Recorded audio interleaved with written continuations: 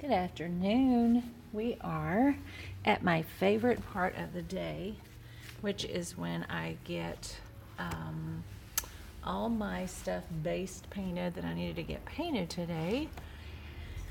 Because when I get all that done, I get to do the part that I love, which is chalk couture. So sometimes it might get a little loud. My shop is downtown, my workspace is downtown, my studio. So it gets a little loud sometimes, but hopefully we won't get interrupted because I locked my door so I could get some things done. So today we are going to create Home is Where Your Honey Is with Chalk Couture transfers. If you haven't seen Chalk Couture, it is a DIY company with beautiful high-end transfers that have screens in them like screen printers use. Let me show you on this one. And you can see all the great detail in there. You can put my hand on it and you can see where the detail will be. So I just think these are absolutely genius. You can create different ones, different ways on wood and canvas and windows and just so many things. Chalkboards, exactly what they were created for. So in this one you can see there's the Home is Where Your Honey Is, and they give us an example, and this is part of a chalk story collection, which is the Bee's Knees collection. So there are 3 different transfers sets, and I'm kind of mixing and matching a little bit from them. So this is kind of my layout. I haven't used this one yet, so simply just peel off the backing paper. And these have a very sticky back, so you don't want to let it stick to itself. So I'm actually going to bring over a little fuzzing towel, just press it on, let it pick up a little bit of fuzz so it just isn't too sticky. Now as this wears, you can tell it picked up something I had on my fuzzing towel. As this transfer wears a little bit, it's not as sticky, and you don't necessarily have to do that. But since you can reuse these so many times, they are super sticky at first. I love reusable. I love that you can make so many things and not have to be out a whole bunch. Let me backtrack and show you my wood. So my wood is some pretty rustic cedar wood. Give it a couple coats of paint. I did a gray first and a white after that, and then I lightly sanded all, and then I give a real thin coat with just a cloth, just a real light swipe of wax. That keeps my transfers from over sticking, because like I said, these are super sticky. So you just press them down and decide where you want your layout. I'm not sure I'm going to use all of this yet, so I'm just kind of laying it on here, deciding. So I think I'm not a if any of you have seen any of my videos, you know I'm not a real lot of bright colors. So I'm going to use some gold instead of this bright yellow. I got this bright yellow out, but I just can't bring myself to use it. Lemon yellow. Can't bring myself to use something that bright. So I am going to, hang on one second. I'm going to decide on the colors right quick, and I think since I'm not a bright yellow person, I'm going to use some gold. And I don't know if I'm going to do this once or twice, but I'm going to do a little honeycomb right here. And I'll show you in a second. I forgot to show you. My boards are not together yet. I like to wire them together, and I'll show you that when I get to the last of the video. So I'm going to use, this is Chalk Couture paste. It is a thick product, not super thick, but you can tell it's not runny like paint. This is one of their new colors. This is the gold paste, and I love it because golds and silvers are all my favorite. grays, black and whites. I was totally born for this farm look because I love these colors. Okay, so you're not even going to press hard. You are just going to swipe across, and the paste simply goes into your screens and has all that great detail because I've already put it all into your screens on those silk screens. And all I'm going to do is swipe across and make sure that I'm going to put most of that back because more is not better. You just want a nice coverage. And then you simply peel it off before it dries. And how cute is that honeycomb? So I'm going to let that dry, and then I might do another one with this same one. But this now just goes into my water bath, just soap and water cleanup.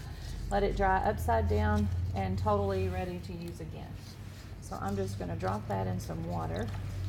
And if you kind of get in a hurry to use those, you can actually wipe those with some Lysol wipes, and they will clean up much faster and dry much faster. I don't know about clean up much faster, but they'll dry much faster. So if you want to use it again right away, that's a good thing to do, is just go ahead and wipe it down with the Lysol wipe, or if you're doing a little party or whatever, you can totally clean that up faster by doing that. So I'm just kind of wiping this one down right quick. You can't see me doing that, but I got most of that off, and I can clean that really good, like I say, with soap and water on times that I need to. So we're going to use, so I love that gold, so I think I'm going to do another one right over here, and this one's just a little bit smaller, so I think we're just going to put it right here. And again, you just press down, and I've already got the gold paste open. I think it's called Shimmer Gold. So again, I'm just going to swipe across there and take it off before it dries. You don't want it to dry on here. And it simply just peels off from one side or the other.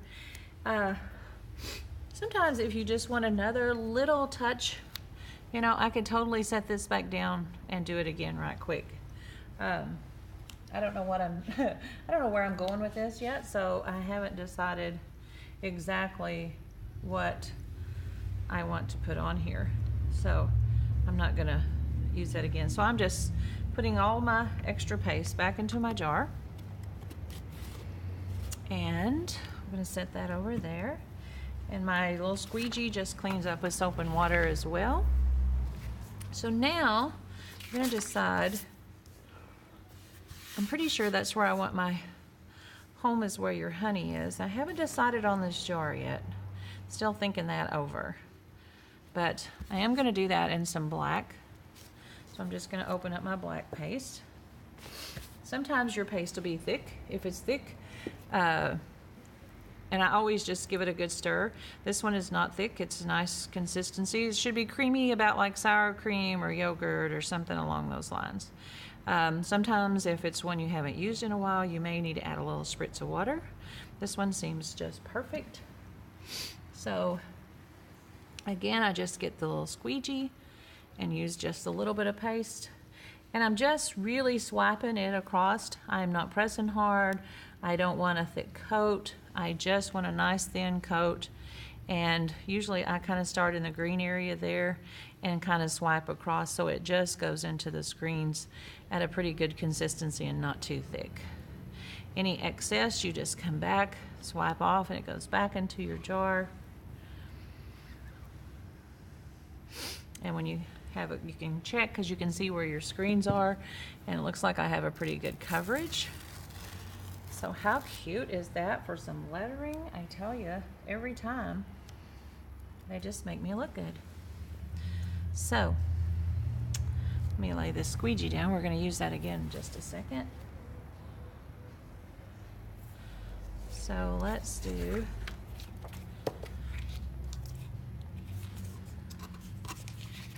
this one next.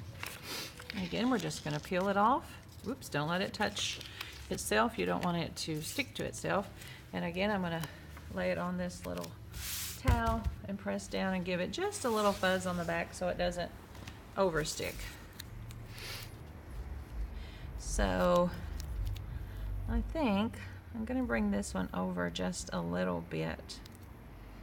I don't like them to just line up all perfect. I like them to be just a little off center.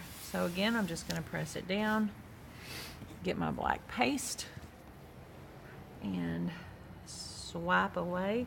Now usually, like I say, I start on the green part and swipe into this green so that it doesn't get too thick across there.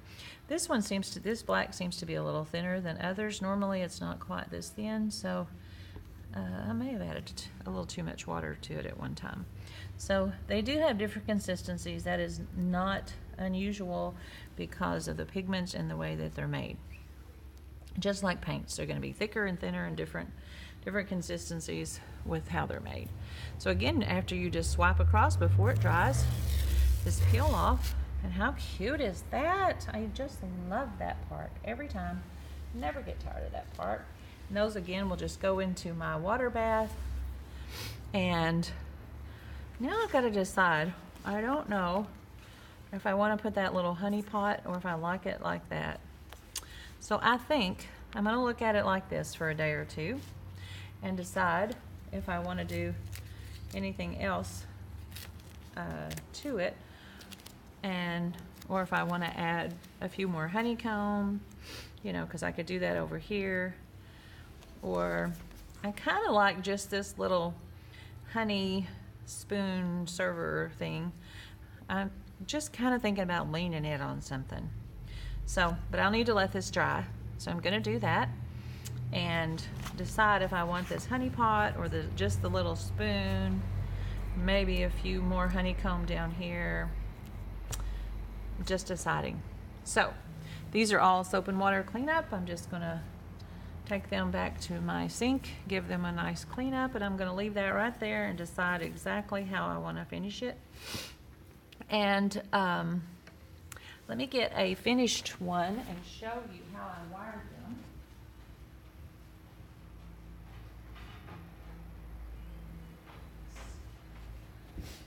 So this one will be wired similar to this one.